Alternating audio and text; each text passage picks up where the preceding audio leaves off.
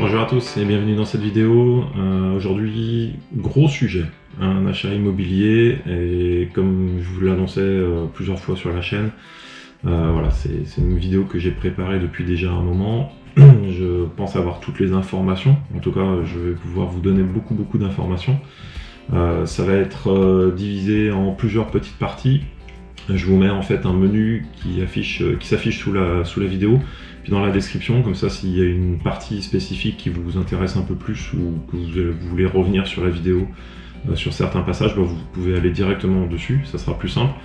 On aborde la partie budgétaire tout à la fin, même si je vais en parler par petits morceaux dans chacun des petits sujets. Je fais aussi un petit disclaimer par rapport à ce genre de vidéo.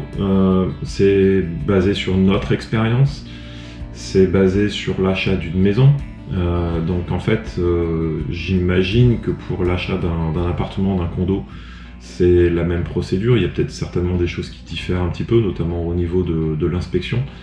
Mais voilà, donc c'est basé encore une fois sur notre expérience. Il y a certainement des choses qui sont à faire différemment.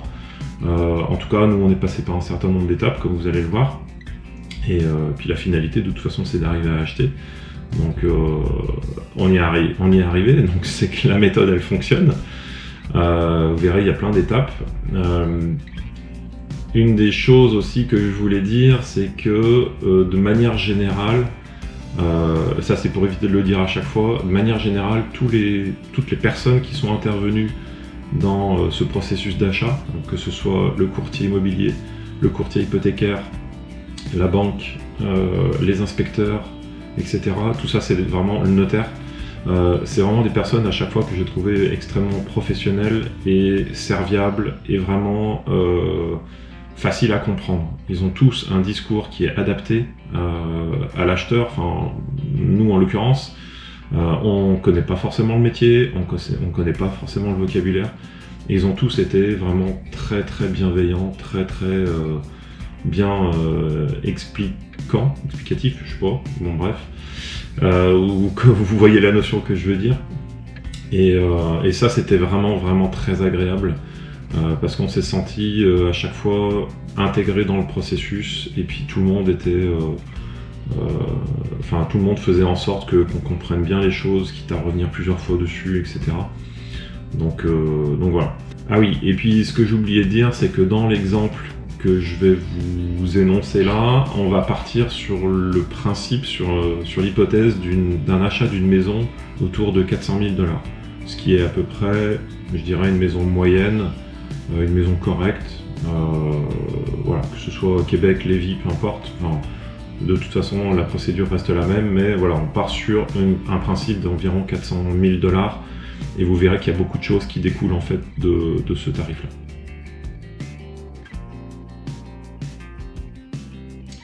Allez, premier sujet, donc quand on veut acheter un immobilier, donc une maison ou un appartement, et ben la première chose à faire, c'est pas justement de chercher, de regarder les annonces.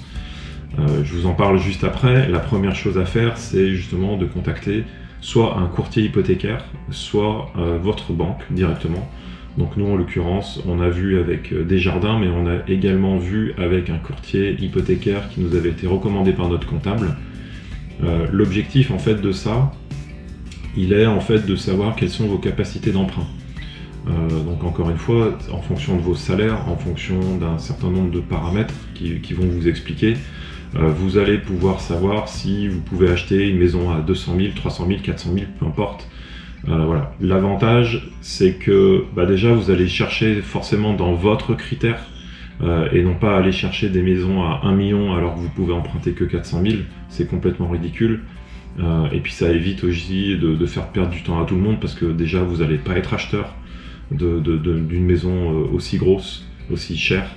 Le courtier il va pas perdre de temps non plus, les vendeurs ils vont pas perdre de temps non plus, etc. Enfin voilà, tout le monde y gagne. Et puis ça évite aussi les curieux, les mauvaises curiosités d'aller visiter des maisons qui sont, où encore une fois on n'est pas du tout acheteur. Donc faire cette démarche là auprès des banques, auprès d'un courtier, c'est vraiment important. L'autre chose qui est importante aussi, c'est que ça va vous permettre d'obtenir une préautorisation hypothécaire. Donc ça, c'est un document qui vous valide que vous pouvez, enfin que la banque va vous suivre pour une maison, en l'occurrence par exemple à 400 000 $. Ce qu'il faut savoir, c'est que ce document-là que vous allez obtenir, il va falloir le fournir au courtier hypothécaire, à l'agent immobilier en fait. Tout simplement parce que comme ça, lui, il va savoir que vous êtes bien en train de visiter, ou en tout cas, il va pouvoir vous proposer des maisons qui sont bien dans votre budget.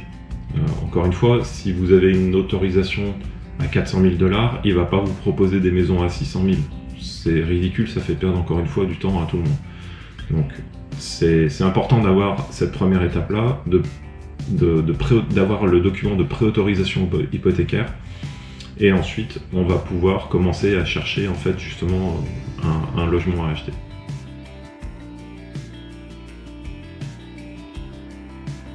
Donc la deuxième étape en fait, c'est justement, je dirais, quand on commence à chercher, c'est d'établir ses critères de recherche. Critères de recherche, c'est-à-dire que vous avez certainement des choses que vous voulez absolument dans votre maison, ou des choses que vous ne voulez pas. Et ça, c'est important en fait de le savoir pour pouvoir l'indiquer au courtier immobilier. Donc par exemple, je sais pas, moi, vous voulez absolument un garage, vous voulez 3-4 chambres, vous voulez une piscine ou pas, vous voulez un terrain de telle taille, vous voulez absolument ce secteur géographique-là. Je sais pas, vous voulez pas être dans le couloir aérien au niveau de Québec par exemple. Vous voulez des maisons qui soient minimum des années 90. Voilà, il y a beaucoup de critères en fait qui peuvent rentrer en ligne de compte. C'est important en fait de les lister. Et ce qui nous a été conseillé, c'est justement de faire un top 3. Donc le top 3 en fait dans ces critères-là, c'est vraiment des choses qui sont pour vous obligatoires, sur lesquelles vous ne pouvez pas faire de concessions. Par exemple, nous, en tout cas moi, dans mon top 3, je voulais absolument un garage. Et on s'est rendu compte, en fait, qu'en cherchant les maisons en fonction de notre budget, si on avait un garage, c'est forcément qu'on faisait une concession sur autre chose. Donc ça peut être une concession sur la piscine, ou une concession sur la taille de la maison, une concession sur l'emplacement, etc. Donc le top 3, finalement, on l'a revu un peu différemment, et puis le garage n'est plus devenu un critère obligatoire, je dirais. Il était toujours dans mon top 10, on va dire, mais finalement, on a fait l'impasse sur le garage, mais on s'est dit qu'on pourrait avoir autre chose de mieux. En l'occurrence, on s'est rendu compte que c'est soit un garage, soit une piscine. On a préféré prendre la piscine plutôt que le garage. Bon, c'est comme ça. Mais voilà, c'est juste pour montrer en fait que c'est important de faire un certain nombre de critères et puis d'avoir un top, de s'y tenir. Ça peut bouger, mais voilà, définir 3 à 5 critères qui sont vraiment importants pour chacun et puis essayer de s'y tenir.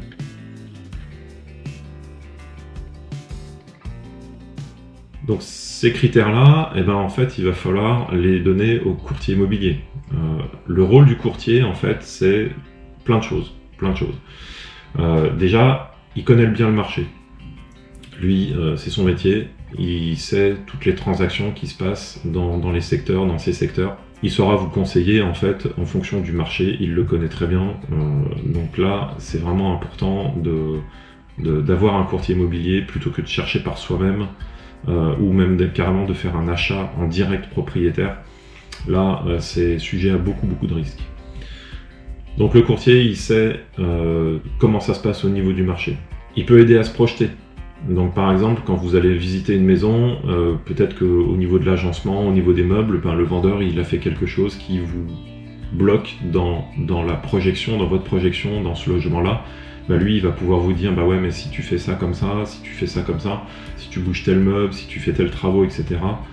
Il a l'habitude, en fait. Il sait comment c'est agencé, il sait ce que ça peut donner. On a eu le cas, nous, par exemple, d'une maison où la cuisine était un petit peu petite, et puis en fait, on a changé la table de place, et puis tout de suite, oui, ça paraissait un petit peu plus sympa, en tout cas un peu plus vivable. Voilà, c'est le genre de choses qu'il sait faire. Ensuite, il a accès à chaque vente de maison, il a accès à des informations supplémentaires par rapport à ce qu'il peut y avoir sur les sites internet. Donc les sites internet d'ailleurs pour chercher, par exemple, il y a Realtor, il y a Centris, Il y a éventuellement du proprio, mais attention parce que là, du proprio, les achats sont un petit peu différents parce qu'on est en direct propriétaire. Et généralement, les directs propriétaires, justement, ils n'aiment pas trop les courtiers immobiliers. Donc au niveau de comment sera payé le courtier, ça peut être différent de quand on passe par justement une agence en direct. Mais ça, je l'aborderai pas, c'est encore un petit peu différent. Et donc le courtier, en fait, ça fonctionne en fait dans deux sens. C'est-à-dire que lui, il connaît vos critères, il va enregistrer sur sa plateforme ses critères de recherche et il va vous envoyer régulièrement par courriel un certain nombre de maisons. Et puis là, vous allez lui dire, oui, celle-là, elle me plaît, non, celle-là, elle me plaît pas, on peut organiser des visites ou pas. Et à l'inverse, vous pouvez aussi chercher des annonces, comme je vous l'ai dit, donc sur les plateformes que j'évoquais juste avant, et lui envoyer en fait les annonces. Et lui, il va pouvoir vous dire, ok, mais attention peut-être à ça, etc.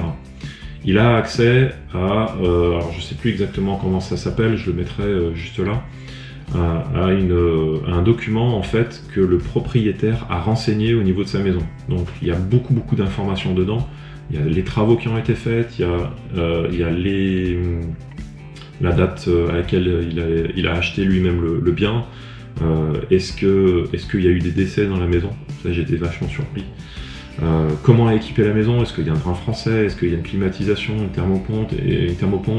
Est-ce que voilà, enfin, beaucoup d'informations.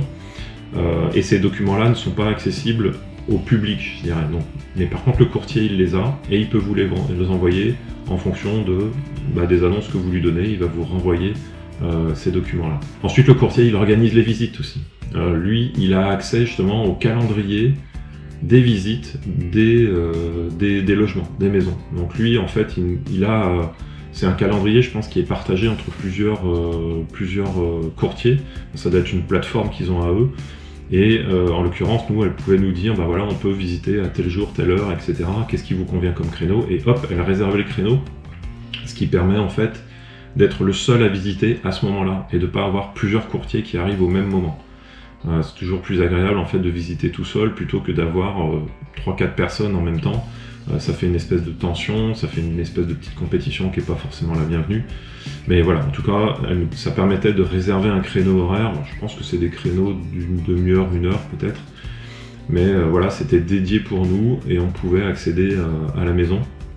Donc soit elle avait les clés qui étaient à disposition un peu comme un Airbnb dans une boîte à clés quelque part, elle avait le code. Soit il y avait le courtier du vendeur qui était présent pour nous ouvrir et puis éventuellement faire la visite avec nous pour nous donner des informations complémentaires.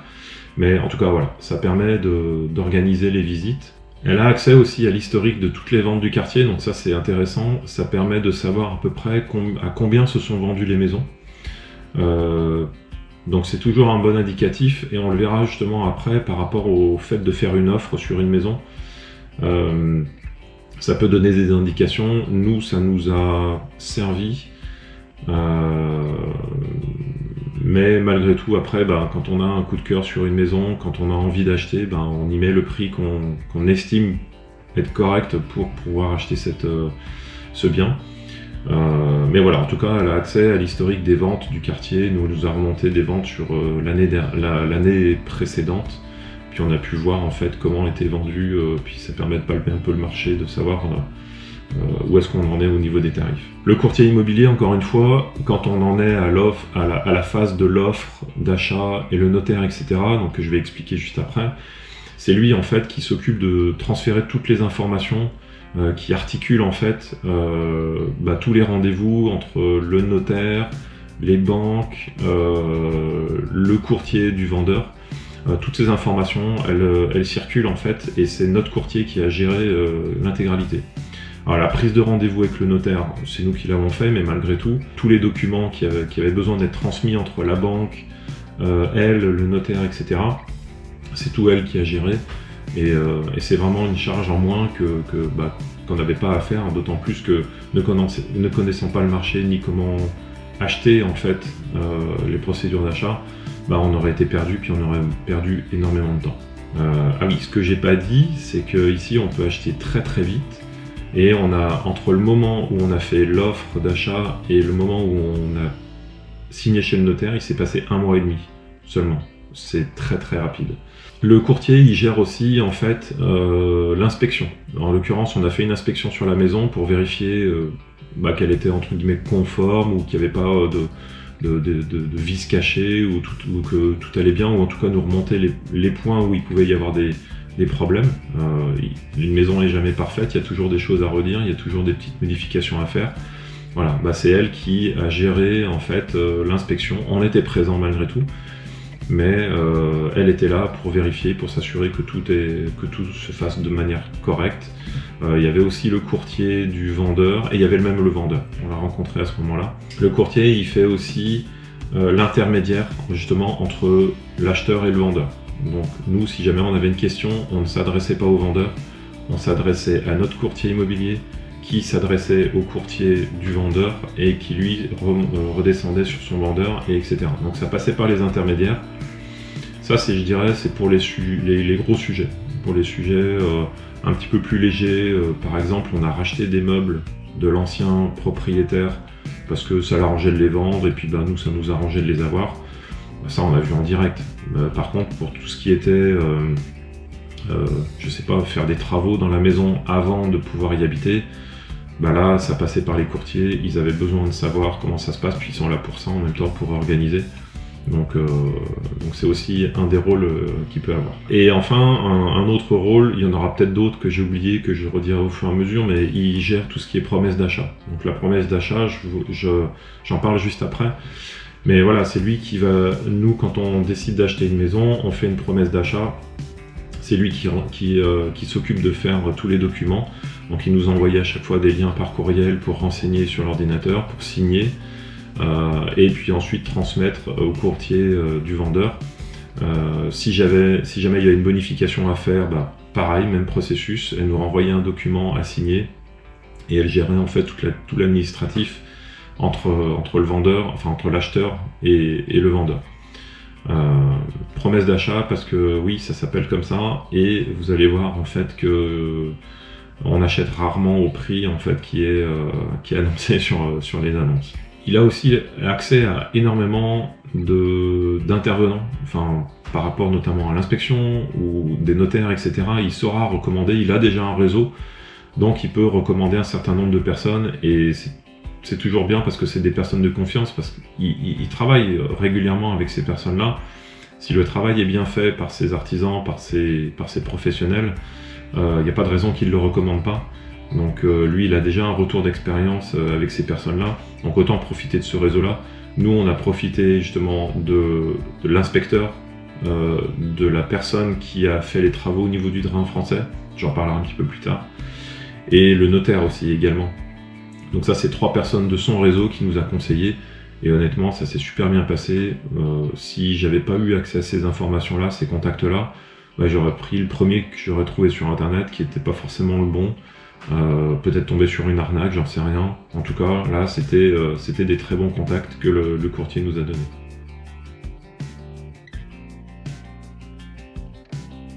Donc une fois que vous avez visité un certain nombre de maisons, ça c'est aussi important en fait de visiter plusieurs maisons pour se permettre de comparer, pour voir à quoi ça peut ressembler, peut-être même dans différents quartiers, voir l'environnement, voir les écoles, etc. Donc une fois qu'on a fait tout ça et qu'on est, on va dire, sûr de la maison, en tout cas elle nous intéresse et puis on veut l'acheter, on va faire ce qu'on appelle justement une offre d'achat, une promesse d'achat. Donc la promesse d'achat, ça dit par exemple, alors reprenons l'exemple de la maison à 400 000, imaginons qu'elle est affichée à 400 000 $. En fait, on va faire un document disant, moi, je promets d'acheter la maison à 400 000 $.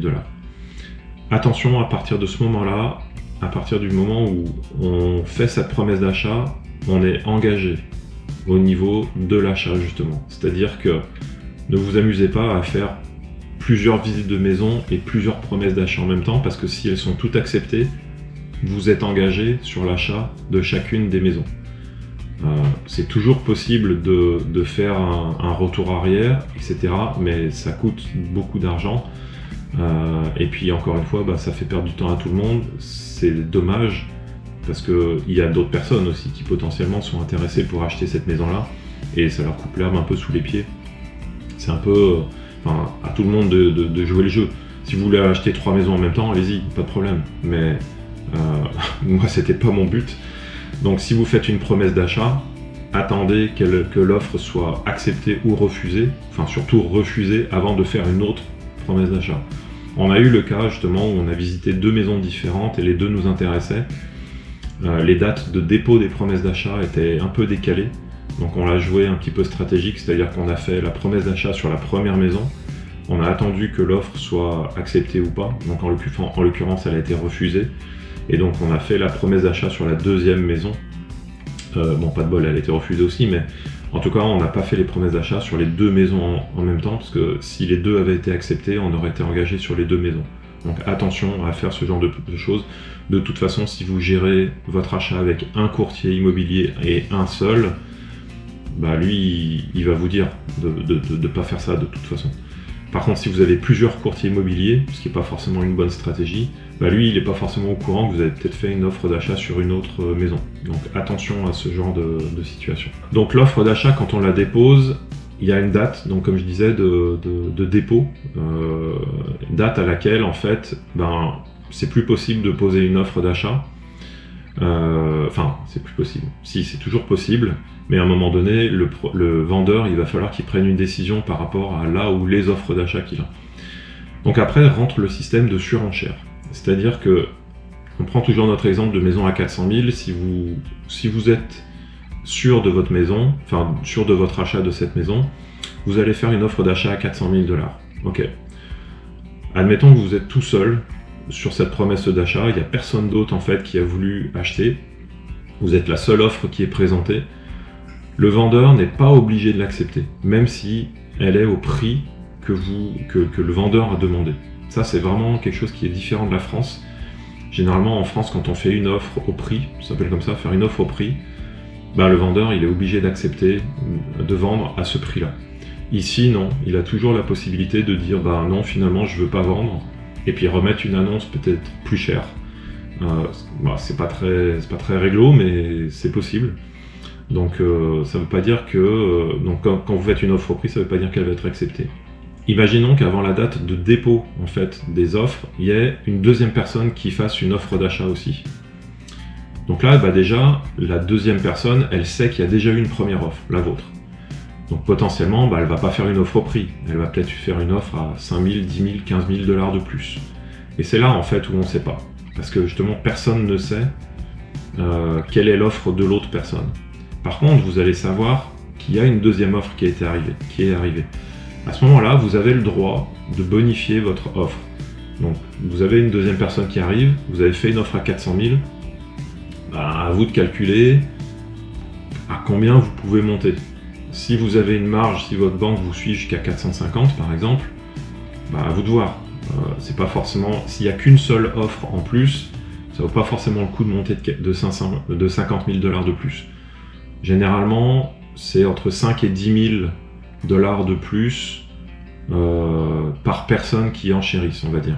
Donc, on peut supposer, et tout ça c'est de l'hypothèse en fait, c'est là où c'est un petit peu du poker quoi. On peut supposer que l'autre personne a fait une offre à 410 000. Donc après c'est à vous de voir, est-ce que vous montez à 415, 420, 430, peu importe, si c'est un coup de cœur ou pas, si vous la voulez absolument ou pas, etc. Donc vous pouvez bonifier votre offre et vous avez le droit qu'à un seul dépôt. Donc une fois que votre offre elle est bonifiée, vous pouvez toujours la bonifier jusqu'à la date de dépôt finale. Admettons que ce soit le dimanche à 20 h, le dimanche matin vous dites moi je veux monter à 415 et puis à midi vous réfléchissez, vous dites non, moi je la veux absolument à 430, vous pouvez encore bonifier, mais par contre le dimanche soir à 20 h, votre offre elle est terminée. Si jamais après la date de fin de dépôt, donc le dimanche à 20 h, il y a encore une offre qui arrive et ça c'est encore possible, vous avez le droit à nouveau de rebonifier encore une fois. Mais à un moment donné ça s'arrête et je dirais que les dés sont joués. Et puis chacun aura présenté qu'une seule offre, donc c'est votre offre la meilleure qui aura été présentée. Le vendeur, il a en fait toutes les offres dans les mains et c'est là où il commence à choisir. Donc généralement ça se fait en 24 heures, c'est assez rapide, peut-être même le soir même, ça dépend. Mais il va dire en fait, voilà, moi c'est cette offre-là qui m'intéresse. C'est pas forcément la meilleure. Ça peut être des conditions aussi. Peut-être qu'il a envie que ce soit vendu à une famille ou pas une famille, par exemple. Ou peut-être que la prise de possession, ça lui arrange de faire ça dans 15 jours alors qu'il a une autre offre qui est plus chère, mais c'est peut-être dans 3 mois. Enfin voilà, il y a plein de critères qui peuvent rentrer dans le fait qu'il accepte l'offre ou pas. Nous par exemple, on avait une offre la maison était disponible qu'à partir du 1er décembre, mais on avait en fait un crédit, un taux d'hypothèque qui était valable jusqu'au 1er novembre, et au-delà du 1er novembre, si on achetait, le taux hypothécaire il montait un petit peu. Donc on s'est dit, non, nous on veut bien acheter la maison. On a fait une offre qu'on estimait correcte, en tout cas une offre qu'on estimait raisonnable. Par contre on a mis une condition en disant, c'est prise de possession au 1er novembre. Et finalement, c'est passé. En fait, on était 3 à faire nos offres. On était certainement la plus élevée. Et puis ils ont accepté en fait qu'on puisse acheter la maison à partir du 1er novembre. Donc après on s'est arrangé entre nous par rapport à leurs contraintes qu'ils avaient pour le 1er décembre. Donc c'est ce que je mettais dans la vidéo de la visite, c'est que ils avaient besoin de stocker leurs affaires parce qu'ils récupéraient un logement qu'à partir du 1er décembre. On les a stockés dans notre salle familiale. D'ailleurs on a enfin récupéré la salle familiale, c'est cool. Mais voilà, c'est de la négo, c'est de la négo par personne interposée, parce qu'on négocie jamais vraiment avec le vendeur en direct. Mais voilà, donc c'est comme ça que ça fonctionne en fait au niveau de l'offre d'achat.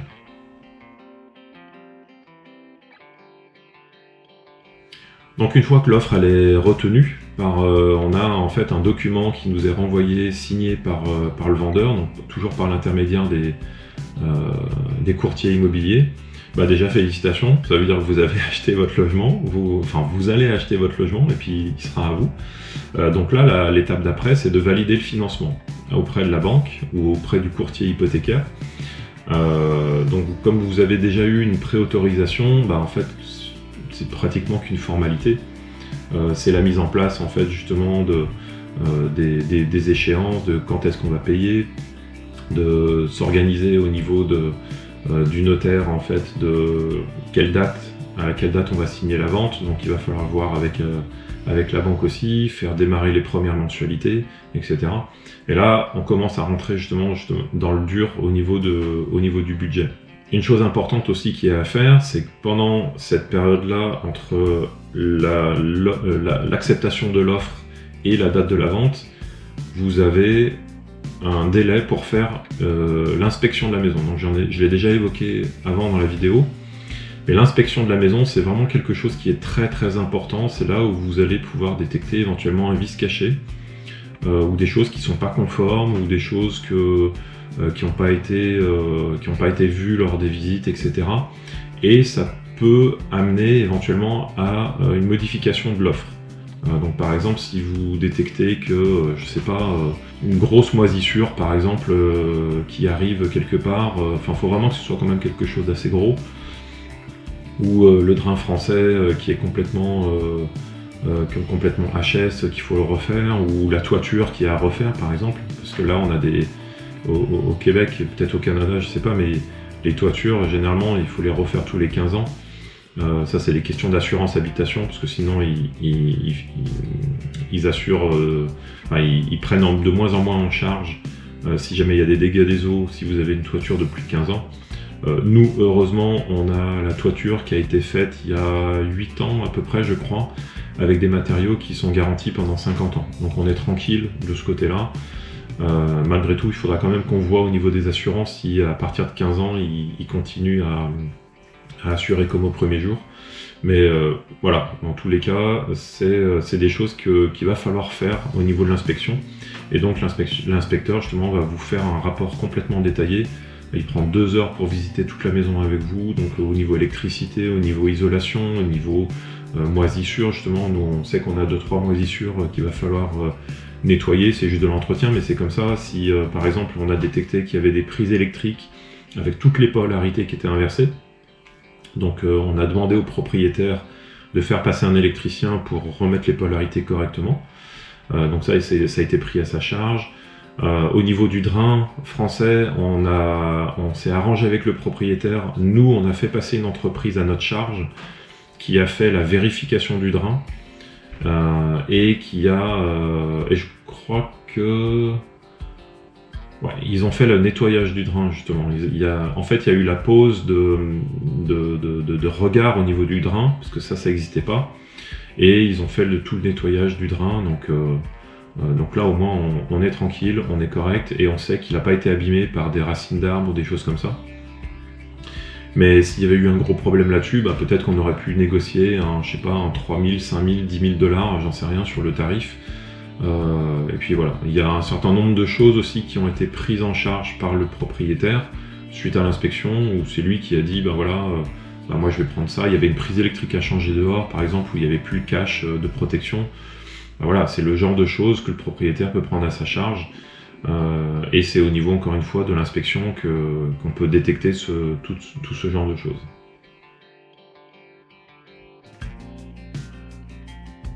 Donc ensuite, une fois que tout est correct au niveau des travaux, etc., bah, arrive la phase, et qu'on a fait aussi la partie crédit immobilier, prêt hypothécaire, et ben en fait c'est la phase avec le notaire. Et c'est là où on rentre justement dans le dur du sujet au niveau du budget. C'est là que vous allez savoir combien ça coûte et quels sont tous les frais qui sont autour en fait d'un achat immobilier. Donc je pense que cette partie-là, elle est pas mal attendue. Je vais peut-être me prendre un petit café et puis vous faire patienter encore 2 minutes pour ça. Non, allez, le notaire, en fait, ça se passe en 2 rendez-vous. Donc le premier rendez-vous, il est à peu près, je sais plus combien de temps on l'a fait, peut-être 1 semaine avant la date de la vente. C'est un rendez-vous en fait entre l'acheteur et le notaire, uniquement. Donc là, le notaire va nous expliquer la vente, voilà, le terrain, c'est tel numéro de terrain, vous avez des servitudes comme ça. Nous on sait que par exemple au fond du terrain, on a Hydro-Québec qui a le droit de passer, mais quand ils veulent, pour pouvoir faire les travaux, parce qu'on a l'arrivée électrique qui est au fond du jardin. Bah voilà, potentiellement tu es en train de te faire griller la pilule au soleil en été, puis tu as Hydro-Québec qui débarque pour faire ses travaux, bah ils ont le droit. Ils ont le droit, c'est comme ça. On sait aussi que notre terrain il fait telle partie, on sait qu'on a une haie au niveau de la voiture qui nous appartient et un petit bout de terrain encore après. Donc ça veut dire que quand je vais devoir tondre pendant l'été, il faut que j'aille. On a l'impression que je vais chez le voisin pour tondre, mais non, en fait c'est mon terrain à moi. Donc j'ai une obligation de l'entretenir de ce côté-là aussi. Enfin voilà, il y a plein de petites choses comme ça. Il parle aussi de tout ce qui peut être testament. Ça c'est important, éventuellement sur un gros achat immobilier, de penser à la partie testament. Qu'est-ce qui va se passer si jamais il y a le décès de l'un ou de l'autre. D'ailleurs il y a un sujet que j'aborde pas dans cette vidéo, mais pensez à une assurance vie. C'est important de prendre une assurance vie pour pouvoir faire des remboursements éventuellement de la maison si jamais il y en a un des deux qui décède. C'est pas forcément des sujets qu'on aime aborder, mais c'est les moments de les aborder, tout comme le testament. En tout cas, le notaire va vous en parler du testament. L'assurance vie, c'est peut-être plutôt l'organisme financier, enfin la banque ou le courtier hypothécaire qui va vous en parler. C'est pas très cher, honnêtement, c'est pas très cher, donc ça vaut le coup de le prendre, et puis on est toujours rassuré si jamais il se passe quoi que ce soit. Au niveau du notaire, donc le premier rendez-vous, voilà, il explique un peu tout ça, et c'est là que commencent à arriver les grosses sommes d'argent. Donc on va faire ce qu'on appelle le paiement de la mise de fonds. Donc la mise de fonds, en fait, c'est l'apport, en fait, c'est de l'argent que vous apportez pour pouvoir faire votre achat immobilier. Ça, c'est quelque chose qui est très important. J'aurais peut-être dû en parler au début. Vous ne pouvez pas acheter un logement si vous n'avez pas un minimum de 5% de mise de fonds. Donc c'est 5% du prix d'achat de votre bien immobilier. Donc là, toujours sur l'exemple de 400 000 $, ça veut dire que vous devez apporter minimum 20 000 $ de votre poche pour pouvoir acheter en fait votre bien immobilier. Donc ces 20 000 $, il y a différentes façons de les obtenir. Soit c'est de l'argent que vous avez déjà, soit c'est de l'argent que vous avez débloqué au niveau des REER, des CELI, etc. C'est différents placements qu'on peut avoir au niveau du Canada. Mais voilà, c'est minimum 5%, vous pouvez monter beaucoup plus. Pour les maisons qui dépassent les 500 000 $, il me semble que c'est minimum 20%. Donc là, ça commence à faire des grosses sommes parce que 500 000 $ à 20%, ça veut dire qu'il faut que vous ayez minimum 100 000 $ pour pouvoir acheter. Donc le step à 500 000, attention, parce que ça nécessite justement d'avoir quand même une grosse mise de fonds au départ. Donc là, au niveau du premier rendez-vous chez le notaire, il va valider que vous avez bien l'argent et puis surtout, il va vous le prendre en fait, cet argent-là. Donc il faut l'avoir à disposition au moment du premier rendez-vous. Donc ces 5% là, encore une fois, il faut les avoir au niveau de son compte bancaire, parce que lui, il va se connecter dessus et il va récupérer en fait cet argent pour le bloquer, pour pouvoir faire ensuite la vente qui sera lors du deuxième rendez-vous. Ce qu'il faut savoir, c'est que si on achète avec moins de 20% de mise de fonds, on est sujet en fait à une taxe. Donc cette taxe, en fait, elle s'appelle la SCHL. Alors j'ai plus exactement le calcul, mais cette SCHL, c'est pour une maison à 400 000, c'est à peu près 15 000 $ que vous allez devoir payer en plus. Donc maison à 400 000, vous enlevez vos 20 000 de mise de fonds, donc ça veut dire que vous faites un emprunt à 380 000 auprès de la banque, sur lesquels vous rajoutez cette SCHL, donc ça fait finalement 395 000. Donc pour une maison à 400 000, 20 000 de mise de fonds, finalement vous faites quand même un prêt hypothécaire de 395 000 $. Et c'est pas fini. Par-dessus en fait cette SCHL, vous allez payer une taxe sur la SCHL. Donc c'est une taxe sur la taxe. C'est intéressant, j'aime bien le principe. Et cette taxe, elle est à peu près de 9%. Donc 9% des 15 000 de la SCHL, ce qui représente à peu près, ouais, je ne l'ai pas noté, mais 9% de 15 000, voilà, on doit être autour de 1600, 1700 $ qu'il va falloir payer, et ça c'est tout de suite, hein, c'est pas quelque chose qui est financé, c'est le notaire qui le prend justement au niveau de votre compte, et cette taxe-là, elle est prise justement, je crois que c'est au deuxième rendez-vous. Bon, dans tous les cas, il faut avoir aussi cette somme qui est à disposition. Ensuite, il y a tout le principe des taxes municipales et taxes scolaires. Ce qu'il faut savoir quand on achète, c'est que quand vous êtes propriétaire, vous avez ce qu'on appelle les taxes scolaires et les taxes municipales, où là, je ne sais plus comment on appelle ça en France, la taxe foncière. C'est une taxe qu'on paye parce qu'on est propriétaire. Tant qu'ils peuvent prendre des taxes, hein, le gouvernement, ils en prennent. Donc là, pour le secteur dans lequel on est, et puis c'est à peu près partout pareil, on va dire, on est entre 2000 et 3000, 3500, peut-être 4000 $ par an, entre les deux taxes. Donc en fonction des communes dans lesquelles on est, on le paye mensuellement ou au trimestre, ou alors 3 fois par an, ça dépend. Mais il y a un prorata qui est fait par rapport à ce que le vendeur a déjà payé, pour qu'on lui rembourse si jamais il a payé jusqu'à la fin de l'année, et puis nous on prend au 1er novembre, on va lui repayer novembre et décembre, etc. Enfin voilà, il y a un petit prorata qui se fait. Ça, c'est le notaire qui s'occupe de tout. Donc pas de souci. Au final, l'équilibre a été fait entre ce qu'il avait déjà payé et ce que nous on avait payé.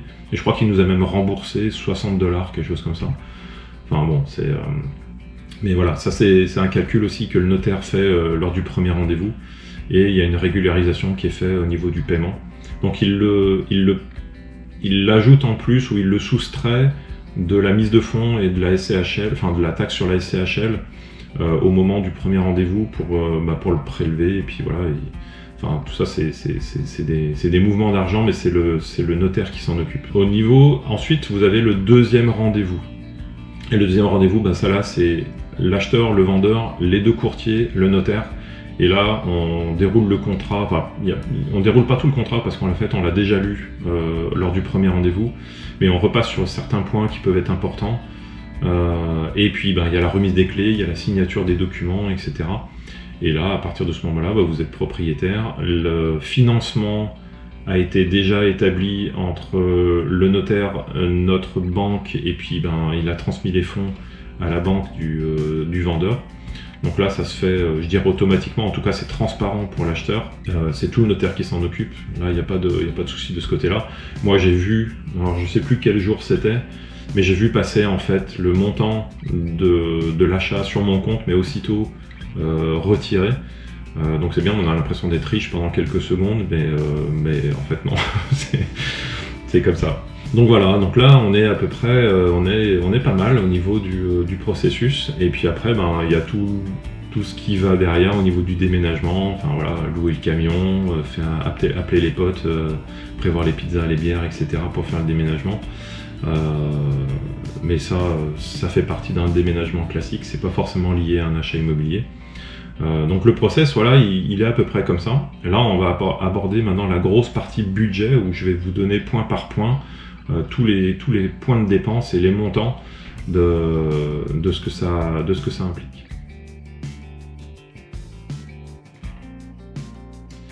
Alors au niveau du budget, donc le courtier hypothécaire dont j'ai parlé au début, ou l'organisme financier, en l'occurrence nous on est parti avec notre banque, ça c'est gratuit. Gratuit dans le sens où la banque elle va pas vous faire facturer des frais de je sais pas quoi. D'ailleurs on a été surpris, on n'a pas eu de frais bancaires alors qu'en France on en aurait eu. Il me semble qu'en France il y en a, donc là c'était zéro au niveau de notre banque. Le courtier hypothécaire, c'est pareil. Lui, il se rémunère en fait par ses partenariats avec les organismes financiers. Il est apporteur d'affaires, entre guillemets. Donc il se rémunère de cette façon-là. Le courtier immobilier, en tant qu'acheteur, il est gratuit aussi. Donc on a payé zéro. On n'a pas de frais d'agence, pas de frais de courtier, quel que soit le nombre de maisons qu'on visite, etc. Enfin, quel que soit le travail que lui, il a fait. Pour l'acheteur, il est gratuit. Pour le vendeur, c'est pas le cas.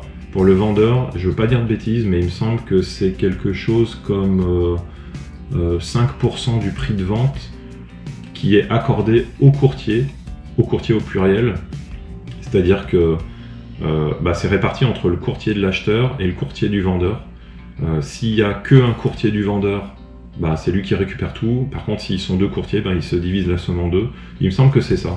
Confirmez-moi, là, ceux qui savent un petit peu mieux dans les commentaires, mais il me semble que c'est ça. En tout cas, pour l'acheteur, c'est gratuit. Donc là, c'est toujours bien. Ensuite, bien évidemment, vous avez le prix de la maison. Hein. Vous allez partir sur une hypothèque avec des mensualités, mais ça paraît assez évident. Ce qu'il faut savoir, c'est que là, on a possibilité de partir sur des taux fixes ou des taux variables. Pour notre part, on est parti sur un taux variable et on a un taux à 5,39%. Ce qui est intéressant, en fait, c'est que vous partez sur 25 ans. Donc là, on est parti sur une hypothèque de 25 ans, mais le taux fixe est révisable tous les 5 ans. C'est-à-dire qu'on a ce 5,39 pour 5 ans. Dans 5 ans, il faudra retourner à la banque pour renégocier notre hypothèque. Donc soit avec lui, soit on peut partir dans un organisme différent. L'avantage, c'est que si le taux il a baissé, on va pouvoir bénéficier de la baisse du taux. L'inconvénient, à l'inverse, s'il a augmenté, on risque de se prendre une augmentation. Mais malgré tout, ça reste quand même négociable. Si vous voulez partir sur un taux variable, allez-y, ça peut être dangereux. En ce moment, les taux ils sont plutôt hauts. Et entre il y a un an et maintenant, il y a des personnes qui se sont pris 8 à 900 $ de plus par mois sur la mensualité. Donc il faut être capable de l'accepter financièrement, enfin de l'absorber financièrement. Voilà, on a préféré partir sur du fixe, même s'il est un petit peu haut au niveau du taux, tant pis, au moins, pour ma part, moi je préfère avoir des mensualités fixes et ne pas avoir de surprise du jour au lendemain. Et puis de se retrouver le couteau sous la gorge à devoir éventuellement vendre la maison au pire des cas. Donc voilà. Au niveau du notaire, donc là les tarifs du notaire c'est entre 1700 et 2500 $. Donc c'est pas cher non plus par rapport à la France où le notaire généralement il se prend, je sais plus, c'est 7 ou 8% du prix de la vente, c'est énorme. Donc là c'est autour de 2000 $, on va dire. Ça fait toujours plaisir entre guillemets de payer cette somme-là par rapport à ce qu'on aurait pu payer en France. Donc ça c'est plutôt cool. Au niveau de l'inspection de la maison, donc là une inspection c'est à peu près 900 $, et ça dépend en fait du bien inspecté. C'est sûr que une maison qui fait 100 m² versus une maison qui fait 400-500 m², c'est pas le même temps, il n'y a pas la même expertise, etc. Ou même un appartement, il y a encore moins de choses. Voilà, ça dépend à peu près de ça. Vous avez vu notre maison, à quoi elle ressemble. On est à peu près 2000 pieds carrés, avec une piscine extérieure, etc.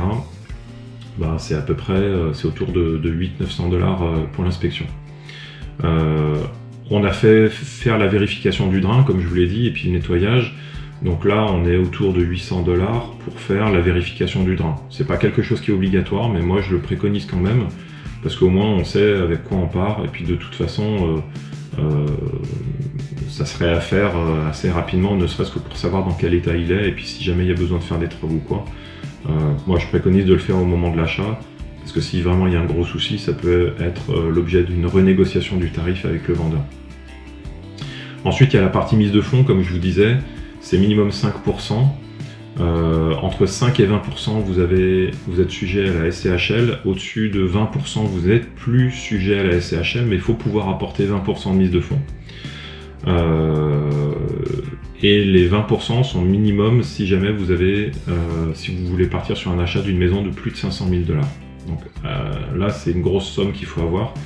Ce que j'ai pas dit, c'est que cette somme, il faut l'avoir sur son compte minimum 3 mois avant la date d'achat. C'est ce qu'imposent les banques en fait, sinon ça peut être considéré comme blanchiment d'argent. Donc assurez-vous d'avoir la mise de fonds au moins 3 mois avant la date de la vente. Si jamais je sais pas, vos parents vont vous faire un don ou je sais pas quoi, bah, il faut un peu anticiper ce genre de choses. La SCHL, comme je vous disais, donc il y a un calcul qui est en ligne, si j'arrive à le retrouver, je vous mettrai le lien en dessous là. Pour une maison d'environ 400 000 $, bah, c'est 15 000 $. Je l'ai évoqué déjà tout à l'heure. Sur ces 15 000 $, on va payer 9% de taxes. Donc la SCHL, elle est finançable dans l'hypothèque, alors que la taxe sur la SCHL, elle n'est pas finançable, il faut la payer au moment de la vente. Donc c'est un peu moins, hein, parce que c'est 9% de 15 000. Mais ça reste quand même une somme qu'il faut avoir sous la main et qu'il faut pouvoir débourser bah, tout de suite, quoi. Ensuite, une fois que bah, il y a les taxes scolaires et taxes foncières, donc ça j'en ai parlé dans la partie de notaire, et c'est une régule qui est faite avec lui, c'est lui qui lui fait les calculs. Nous, on est à peu près autour de 1500 $ à l'année. C'est mensualisé, on va faire mensualiser tout ça. Donc c'est quelque chose qu'il faut prendre en compte au niveau du budget, parce que ça peut représenter, bah là en l'occurrence, à peu près 200 $ par mois. Attention dans votre capacité d'emprunt, parce que ça compte, 200 $, c'est quand même pas une petite somme. Donc ça peut vous faire modifier en fait le montant final de l'achat que vous voulez avoir. Et ensuite on a la fameuse taxe de bienvenue. Alors elle s'appelle comme ça parce que c'est Monsieur Bienvenu qui l'a créée. Bon, c'est un peu rigolo hein, d'appeler ça. Enfin bon, c'était son nom, hein, on lui en veut pas. Mais voilà, taxe de bienvenue, bah, c'est quand vous achetez, quand vous êtes propriétaire, la ville vous envoie une taxe à payer. On vient de la recevoir, la douloureuse. Donc là, on est sur la ville de Lévis. Bah, je crois que c'est en fonction. C'est un calcul, hein, c'est pareil, c'est un calcul en fonction du montant d'achat. Je mettrai, si je retrouve le lien, là, je le mettrai en dessous dans la description pour que vous fassiez vos simulations.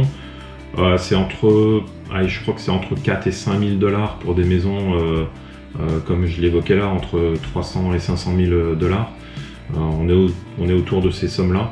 Donc faut bien avoir un 4-5 000 $ encore sous la main pour pouvoir payer cette taxe-là, surtout que là, bah, on l'a reçu il y a une semaine, on a un mois pour payer.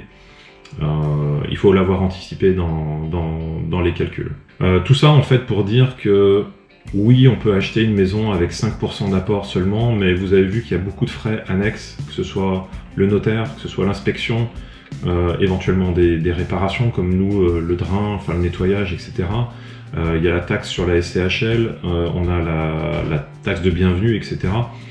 Je veux pas faire une recommandation parce que je suis pas accrédité ou puis c'est pas mon rôle ou quoi que ce soit, mais moi je conseillerais quand même de ne pas partir sur un achat avant d'avoir 8 à 10% d'apport, on va dire. Donc sur une maison à 400 000, bah, d'avoir 40 000 $ sous la main pour pouvoir faire face en fait à tous les frais annexes qui sont en plus en fait de l'hypothèque.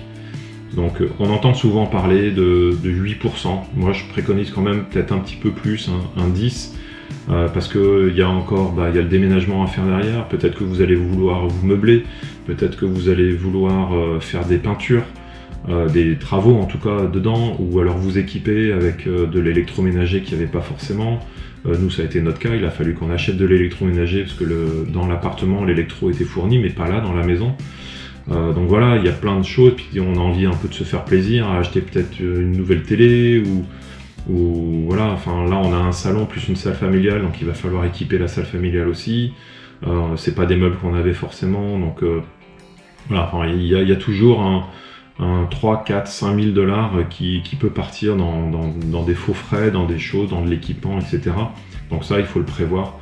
C'est pour ça que moi, je pense que un 8-10%, c'est correct. J'avais fait mes calculs, nous on a à peu près investi 8% au total du prix d'achat, mais j'ai pas tout compté à mon avis. Je pense qu'il y a plein de choses que j'ai oubliées, donc c'est pour ça que 10% ça me paraît plutôt correct. Bah voilà, on est arrivé au bout de cette très très longue vidéo. S'il y en a encore qui regardent, félicitations, j'espère que ça vous a été utile. Que vous avez trouvé toutes les informations qui vont vous permettre d'appréhender en tout cas tout ce processus. Mais ce qu'il faut savoir, c'est que déjà ça s'enchaîne très rapidement, mais on est accompagné. Enfin, encore, je le disais en introduction, toutes ces personnes-là, tous ces acteurs, c'est des professionnels. Ils accompagnent, ils expliquent bien. Nous, il n'y a aucun moment où on s'est senti un peu perdu, ou pas accompagné en tout cas. On était extrêmement bien soutenus, notre courtière immobilière a été vraiment vraiment géniale, très patiente aussi avec nous pour la recherche. Si vous avez d'autres questions, n'hésitez pas à les poser sous la vidéo là. J'y répondrai, j'y répondrai en direct, mais ça pourrait être l'objet aussi d'une vidéo complémentaire. Et puis voilà, je vous souhaite une bonne recherche, un bon achat. Et puis surtout, gardez le courage parce que c'est un long process sur une durée très courte. C'est assez intense, mais ça vaut le coup à la fin. Donc, bon achat, et puis je vous dis à bientôt dans une prochaine vidéo. Salut.